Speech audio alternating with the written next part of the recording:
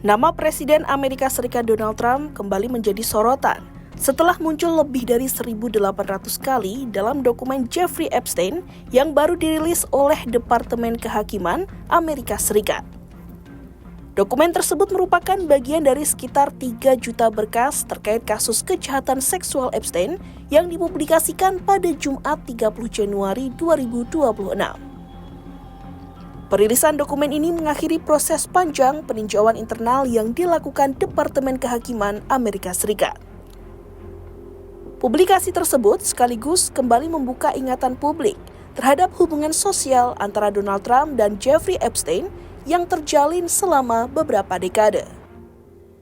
Jeffrey Epstein sendiri merupakan pelaku kejahatan seksual yang telah divonis bersalah dan ditemukan meninggal dunia pada tahun 2019 dalam tahanan. Rekan dekatnya, Ghislaine Maxwell, saat ini menjalani hukuman penjara atas kasus perdagangan seks dan eksploitasi anak di bawah umur.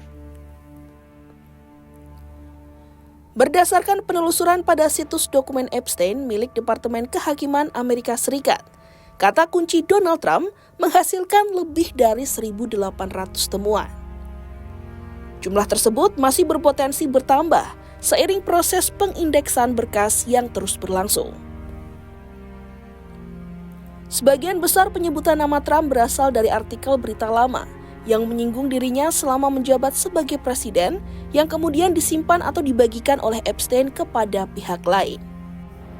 Selain itu, terdapat pula catatan berupa komentar Epstein mengenai Trump kepada sejumlah jurnalis dan orang-orang terdekatnya, termasuk mantan penasihat politik Steve Bannon.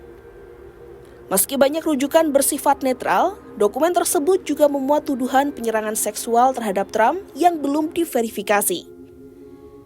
Salah satu berkas mencantumkan catatan FBI terkait gugatan hukum dari seorang perempuan yang menuduh Trump melakukan ruda paksa saat berusia 13 tahun. Tuduhan ini sebelumnya telah beredar di ruang publik namun tidak pernah dibuktikan di pengadilan.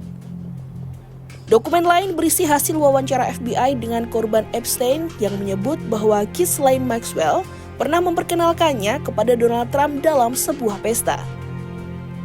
Meski begitu, tidak ada bukti publik yang menunjukkan bahwa tuduhan-tuduhan tersebut dinilai kredibel oleh FBI. Departemen Kehakiman Amerika Serikat menegaskan bahwa klaim terhadap Donald Trump yang tercantum dalam dokumen tersebut tidak benar. Penegasan ini disampaikan bersamaan dengan publikasi berkas untuk mencegah kesimpulan yang menyesatkan di tengah perhatian publik yang tinggi.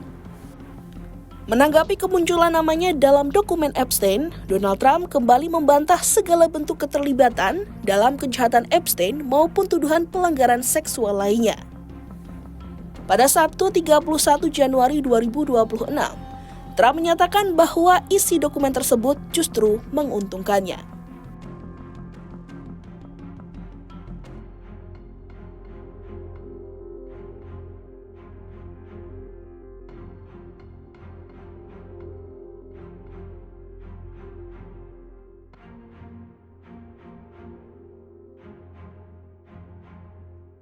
Properly.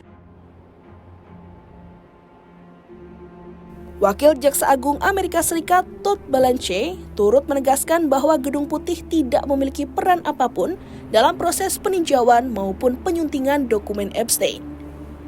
Ia menyatakan bahwa Departemen Kehakiman bekerja secara independen tanpa arahan politik.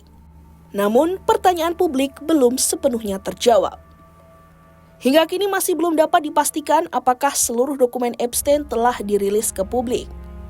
Meski Departemen Kehakiman menyatakan proses identifikasi dan peninjauan telah selesai, namun Partai Demokrat menilai masih banyak dokumen yang ditahan.